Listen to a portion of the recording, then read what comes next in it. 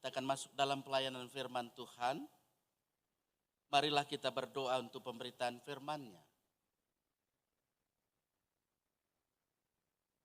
Terpujilah nama Tuhan Allah yang kami sapa Bapa di dalam Yesus Kristus dalam kuat kuasa Roh Kudus yang sudah mengumpulkan kami, menghimpunkan kami di rumah Tuhan ini. Tuhan selalu menunggu, Tuhan selalu memanggil supaya kami hidup di dalam kesetiaan dan kedengar-dengaran kami dengan kebenaran firman Tuhan.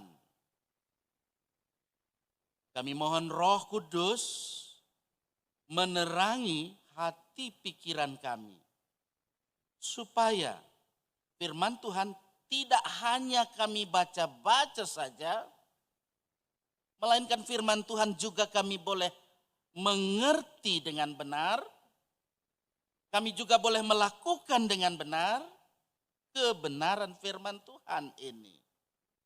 Amin. Penyeragaman pemberitaan firman Tuhan secara sinodal diambil secara bersama dari RCL, Kisah Para Rasul pasal 5 ayat 27 hingga pada ayatnya yang ke-32.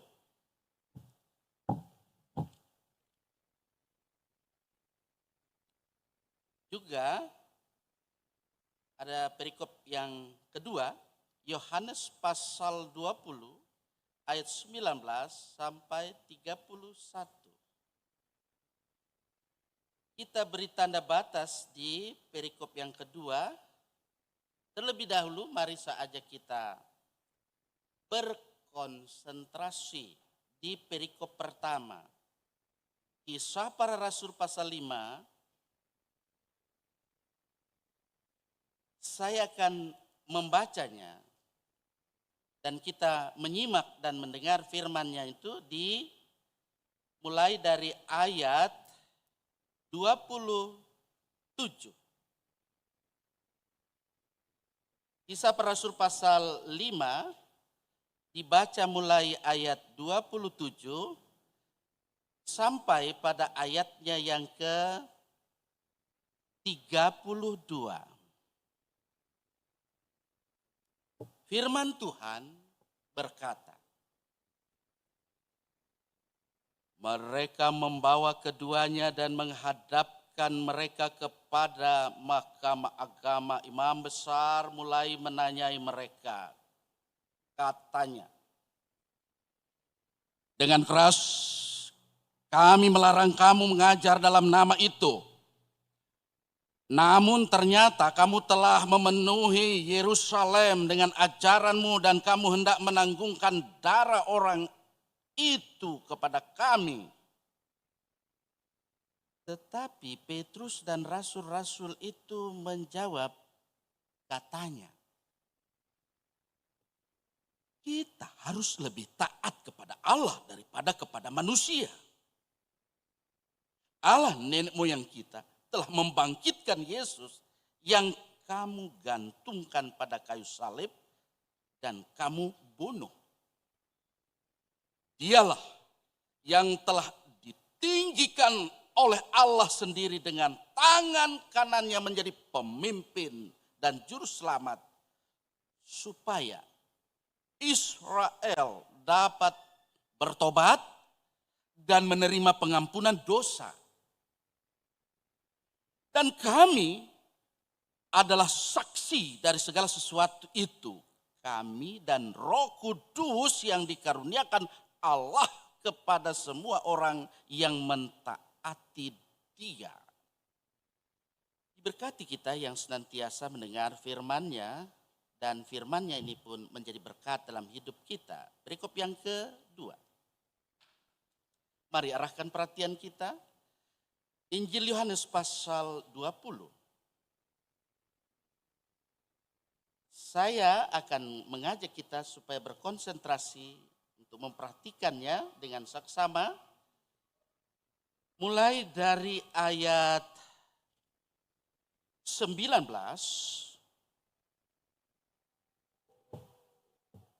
sampai pada ayatnya yang ke-31.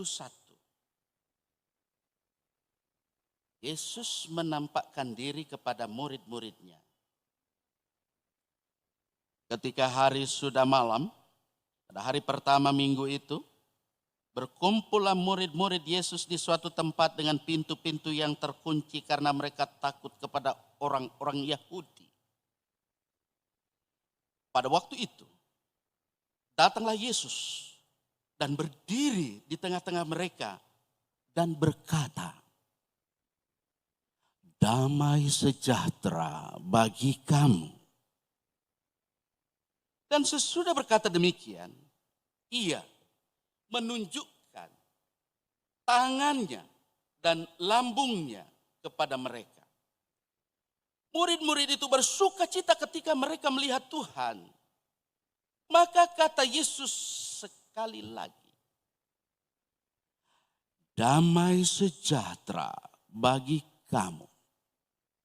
Sama seperti Bapa mengutus aku, demikian juga sekarang aku mengutus kamu." Dan sesudah berkata demikian, ia menghembusi mereka dan berkata, "Terimalah Roh Kudus. Jikalau kamu mengampuni dosa orang, dosanya diampuni.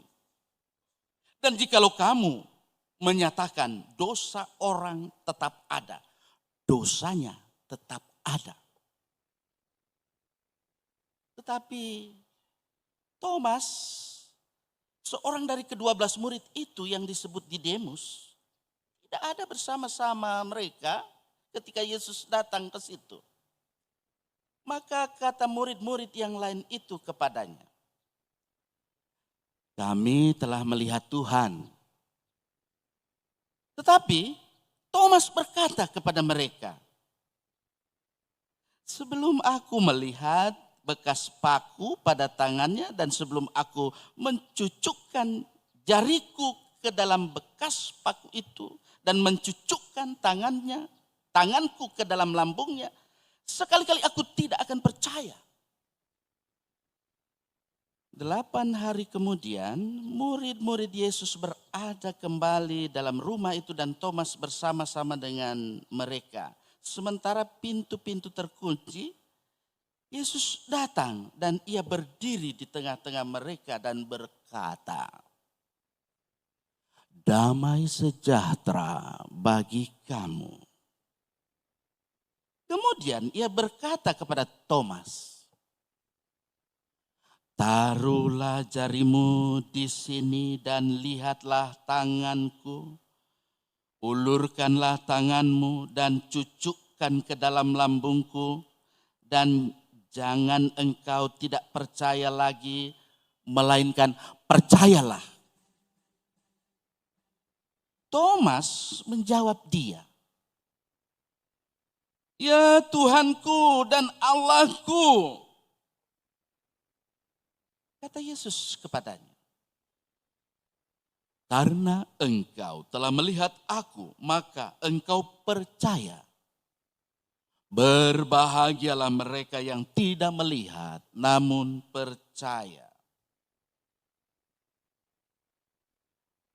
Memang masih banyak tanda lain yang dibuat Yesus di depan mata murid-muridnya yang tidak tercatat dalam kitab ini, tetapi semua yang tercantum di sini telah dicatat supaya kamu percaya bahwa Yesuslah Mesias, Anak Allah, dan supaya kamu oleh imanmu memperoleh hidup dalam namanya. Berbahagialah setiap orang yang mendengar firman Allah dan yang memeliharanya di dalam hidupnya. Haleluya. Haleluya,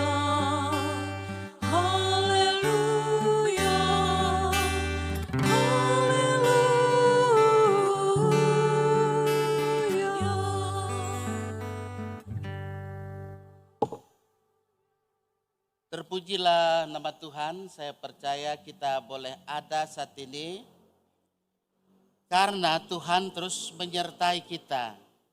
Bukti Tuhan terus menyertai hidup kita ini, nafas yang kita hirup ini, udara yang kita hirup ini adalah bukti penyertaan Allah di dalam hidup kita. Dia ada di sini.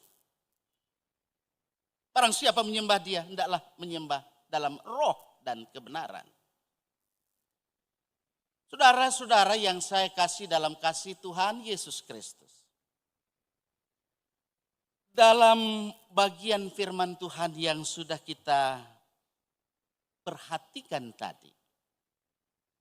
Kita memperhatikan bersama-sama dari perikop yang ada ini bahwa sesungguhnya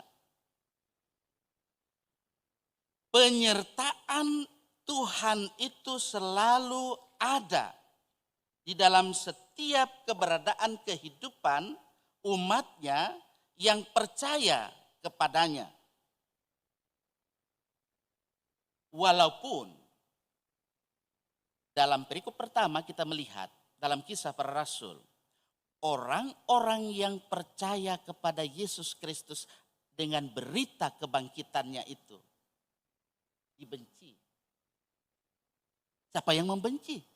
Justru tokoh-tokoh masyarakat, tokoh-tokoh agama yang ada. Yang sebetulnya mereka mesti paham. Tetapi justru mereka tidak mau paham tentang itu. Dikatakan bahwa banyak orang yang dibunuh karena percaya berita Paskah kebangkitan Yesus Kristus. Di situ juga dinyatakan bahwa ada darah. Ini menunjukkan bahwa kalau kita melihat darah orang itu dengan membaca bagian ini, begitu cepatnya para pemimpin agama Yahudi mereka tidak suka menyebut nama Yesus itu, saudara-saudara. Hingga saat ini orang benci, ada orang benci nama Yesus. Puji Tuhan kita yang ada di sini mencintai nama itu, bukan? Karena mencintai nama itu kita datang sini. Ingat bahwa masih begitu banyak orang yang membenci nama ini. Kita harus melihat bahwa sesungguhnya satu kesaksian para martir. Orang yang tentu bersaksi, menyaksikan peristiwa kebangkitan Yesus Kristus. Ketika dia dibenci, dia masih mau saja berkata bahwa kita harus lebih taat kepada Allah daripada kepada manusia. Dapatkah kita melakukan hal ini Bapak Ibu Saudara-saudara? Seringkali kan kita, waduh itu orang apa itu berpengaruh le. Jangan saya dipecat le. Ya, sampai balanga mau apa. So, ada balanga le kong. Tapi saudara-saudara, dalam bagian perikop ini berbicara tentang bagaimana penganiayaan yang terjadi dalam kehidupan orang-orang percaya. Sehingga ketika kita perhatikan perikop yang ada ini, Sokrates sendiri dia seorang filsuf. Dia mau menyatakan bahwa kepada hakim-hakim yang menjatuhi dia hukuman. Katakan juga seperti Plato, ya. Pernah mendengar nama Plato? Nah, itu apologi, ya, yang dia mau menyatakan aku taat kepada Allah daripada kepada kamu. Ini bukti, fakta bahwa Allah nenek moyang yang kita miliki itu di dalam keyakinan kita bahwa Yesus sudah dibangkitkan. Nah, tentang arti membangkitkan di sini jemaat Tuhan yang saya kasih dalam kasih Tuhan. Kalimat-kalimat ini juga menjadi satu ringkasan keempat dari berita rasuli yang mula-mula disampaikan dalam Kisah Para Rasul. Ketiga ringkasan lainnya kalau Bapak Ibu perhatikan itu ada dalam Kisah Para Rasul pasal 2 ayat 22 sampai 36. Kemudian Kisah Para Rasul pasal 3 ayat 12 sampai 26.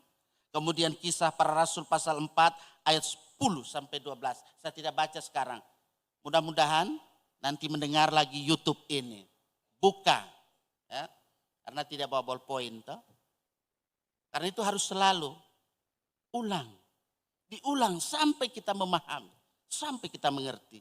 Kalau tidak mengerti tanyakan. Perhatikan Bapak Ibu Saudara-saudara. Bahwa biasanya tekanan di sini diberikan kepada perbedaan antara tindakan pendengar firman dan tindakan Allah seperti kalau kita lihat di ayat-ayat yang ada ini, kalau Bapak Ibu Saudara-saudara adik-adik perhatikan yang berikut ini. Dikatakan kamu bunuh. Ya, dapat diperhatikan di situ ada kalimat kata kamu bunuh. Dialah yang telah ditinggikan oleh Allah. Dia itu huruf besar itu. Yesus. Yang kamu gantungkan pada kayu salib. Kata-kata yang ada ini mengingatkan kepada kita. Kalau Bapak Ibu Saudara-saudara juga membuka Ulangan pasal 21 ayat 22 sampai 23. Di situ dikatakan bahwa orang yang mati secara demikian dikutuk oleh Allah. Bisa bandingkan juga dengan Kisah Para Rasul pasal 10 ayat 39.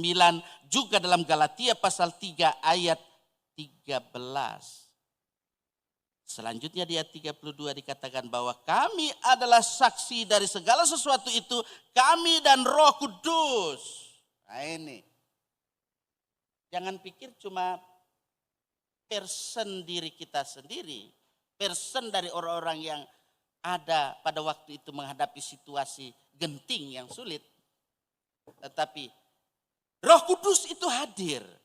Roh Kudus itulah yang terus membimbing, terus mengarahkan. Lalu kita lihat di situ bagaimana kesaksian pribadi Rasul itu masih ada. Jika kita baca itu misalnya Kisah Para Rasul pasal 1 ayat 8. Kemudian ada 22, pasal 2 ayat 32, pasal 3 ayat 15, dan pasal 4 33. Di sini kita padukan dengan kesaksian roh. Itulah roh Allah, Roh Kudus yang diam di dalam kehidupan setiap pribadi orang-orang yang percaya kepadanya. Termasuk dalam kehidupan pribadi, generasi muda, generasi tua, generasi milenial sampai generasi Z sekarang ini. Kita menyebut itu. Oleh karena itu Bapak Ibu Saudara-saudara yang saya kasih dalam kasih Tuhan. Tak perlu diragukan. Tak perlu disangsikan. Dalam kehidupan kita. Kalau jadi orang Kristen, jadi orang Kristen yang sejati. Betul-betul. Bukan cuma terdaftar. Cuma di KTP. Betul-betul. Ketaatan kita kepada Allah. Sebagaimana dalam perikop yang kedua yang kita baca ini sudah lazim kita dengar. Saya tidak akan panjang berbicara di sini. Sesungguhnya apa yang disaksikan dalam narasi iman di perikop yang kedua dengan cara saya membaca tadi menjadi jelas. Perhatikan ketika kebangkitan Yesus itu dinyatakan mulai pasal 20 itu. Di ayat 1 dan seterusnya. Kemudian kalau kita fokus tadi, perhatikan. Ketika ayat 19 sampai ayat 23. Yesus menampakkan diri kepada murid-muridnya. Dia bukan ghost. Ghost. Dia bukan hantu. Ada yang, dia hantu. Padahal Yesus bilang, saya ini yang sudah dipaku di salib, raba saya ini. Ini tangan saya bekas paku. Napa tapi lambung bekas tombak. Napa tapi kaki ada bekas paku. Raba. Dan Yesus juga kasihkan kamari ikan goreng. Seperti itu. Nah, kita lihat di sini bagaimana Yesus menampakkan diri. Yesus tampil dalam diri para murid ketika murid-murid berkumpul di satu rumah. Tapi ada muridnya yang memang selalu pikir, kalau belum kita lihat langsung, kita tidak percaya itu. Begitu katanya siapa ini? Thomas. Karena sekarang ini kan banyak juga Thomas di era digital toh. Tapi ada baiknya ini juga Thomas toh. Kita lihat juga dari segi positifnya. Kalau sekarang dengar berita sasus, ini berita sikap Thomas ini penting juga Bapak Ibu Saudara. Jangan langsung, iya betul. Ya enggak ada apa-apa, suami sudah marah-marah. Istri mungkin cuma dengar cerita sok marah-marah. Padahal yang enggak ada apa-apa, cuma sasus-sasus. Kalau memang betul ya, kita dengar begini, betul. Kalau memang betul, maaf dan jangan berbuat dosa lagi. Seperti ini. Pentingnya juga kita memperhatikan sikap-sikap dari para murid. Yang kita, ini memang Thomas betul. Kalau memang apa kan harus dicari dulu kebenarannya. Akar persoalannya itu di mana. Apalagi kan dunia sekarang paling suka sekali menghakimi, saling menghakimi. Padahal Yesus sudah bilang, jangan kamu saling menghakimi. Karena kita punya hakim yang adil. Itu. Lanjut.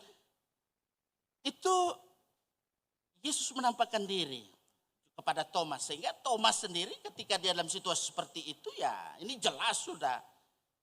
Pada akhirnya dia langsung katakan, ya Tuhanku dan Allahku. Itu kredo. Nah itu. Kalau bahasa sebelah itu syahadat. Ya Tuhanku dan Allahku. Kredo itu pengakuan. Pengakuan imannya. Syahadat yang dinyatakan oleh Thomas. Sehingga Yesus katakan, karena engkau sudah melihat saya, maka engkau percaya. Berbahagialah mereka yang tidak melihat namun percaya. Nah kita inilah yang sekarang ini tidak bisa melihat secara langsung Yesus. Karena itu saya di awal tadi mengatakan Yesus dalam Tritunggal itu yang kita pahami. Dia adalah Bapa kita. Dia pencipta semesta alam ini. Kemudian Yesus Kristus itu adalah sebagai anak. Dia bagaimana mau menyatakan penyataan khususnya kepada kita. Dengan kasihnya mengorbankan dirinya sendiri. Kemudian dengan pengorbanan yang ia berikan itu. Ketika dia sudah bangkit. Dia memberi penguatan kepada kita umatnya. Murid-muridnya diberi penguatan. Dia naik ke surga. Dia menjanjikan juga sebelum dia naik ke surga. Dia menjanjikan Roh Kudus. Dia curahkan Roh Kudus pada peristiwa Pentakosta. Nah, kalau di sini memang Yesus sudah menghembuskan roh. Terimalah Roh Kudus. Kepada setiap orang yang betul-betul bukan setengah hati. Bukan karena kebiasaan doang. Jangan jadi orang Kristen karena kebiasaan doang. Tetapi betul-betul kita mau hidup di dalam dan bersama Tuhan. Ini maksud Injil ini dicatat. Kalau dikatakan di situ, memang masih banyak tanda lain. Ya memang banyak. Kalau ini mau dicatat tentang Alkitab bukan buku biografi ya. Ini gedung ini penuh. Ini saja Alkitab ini sudah dikanonisasi, sudah dikanonikan. Ya. Kita harus melihat pengkanonikannya. Inilah yang sah. Itu. Ketika kita memahami kebenaran firman-Nya, kita harus melihat kanonisasi, pengkanonikannya. Sehingga ketika kita perhatikan di sini dalam tafsiran kalau kita melihat di ayat 30-31 dari perikop yang kedua. Penulis di situ menyatakan tujuannya. Ia jelaskan bahwa apa yang ia sudah sampaikan di sini tidak lengkap, masih banyak tanda lain. Masih banyak yang lain-lainnya itu. Yang tentu tidak tercatat dalam kitab kita ini. Dan bahwa tujuannya adalah untuk menanamkan suatu kepercayaan yang khas. Kepercayaan yang khas yakni pada kemesiasan dan keanakan ilahi dari Yesus yang akan membawa orang kepada pewarisan hidup dalam namanya. Itu harus kita garis bawah itu. Dalam bagian perikop kita di bacaan yang kedua tadi, kalau kita perhatikan ayat 30, 31. Sehingga jangan, kenapa ini Alkitabnya tidak jelas. Memang tidak mau berikan penjelasan yang sejelas-jelasnya. Dia bilang, tidak masuk akal. Nah, karena Roh Kudus belum masuk di dalam hatimu. Tapi kalau Roh Kudus sudah dihembuskan dalam kehidupan kita akan dimampukan untuk bagaimana kita mengerti, untuk kita memahami. Ada begitu banyak orang-orang yang belum diberikan pemahaman tentang ini. Sehingga perhatikan saja di YouTube, kan banyak orang-orang yang menghina, menjelek-jelekan Isa al-Masih salam. Tapi karena ketika dia sudah dimasuki oleh Roh Allah, Roh Kudus itu, dia bersaksi, dia menjadi duta bagi Kristus. Walaupun dia harus meninggalkan segala sesuatu yang ia miliki semuanya. Nah, karena itulah itu dikatakan seperti di Minggu Sengsara keberapa itu? Pak Penatua Robertin masih ingat itu. Beliau pernah bertanya, Pak, bingung saya. Itu. Tapi disitulah, jadi dia tinggalkan istrinya karena jengkel toh, karena dia mengikut Yesus. Dia harus tinggalkan. Nah itu, dalam situasi-situasi seperti itu yang Yesus maksudkan. Anak-anaknya juga, ada yang benci dia harus tinggalkan. Tinggalkan semuanya. Jadi datang kepada Yesus. Karena dialah yang layak dipuji, disembah, dimuliakan. Karena itu jangan bingung, jangan ragu. Kalau kita belum memahami, undanglah Roh Kudus. Supaya Roh Kudus masuk di dalam hati kita. Dan Roh Kudus itu memberikan penerangan. Karena itu setiap kali saya mengajak kita berdoa, sebelum membaca firman Tuhan, ya Roh Kudus baharui dan persatukan kami. Supaya Roh Kudus itu membaharui pikiran-pikiran kita dari kenajisan kita. Dari pikiran-pikiran yang jahat. Supaya kita dibaharui oleh kuasa Roh Kudusnya. Tuhan pasti akan menolong kita dengan kasih-Nya yang selalu tidak pernah lekat dari kehidupan. Tidak pernah lepas dari kehidupan kita. Itu selalu lekat dalam kehidupan kita. Semua yang menerima kasih Tuhan oleh kuat kuasa Roh Kudus, kita percaya peristiwa kebangkitan Yesus sungguh merupakan satu fakta. Dan itu menjadi kemenangan bagi kita sebagai orang yang percaya kepadanya. Katakan amin.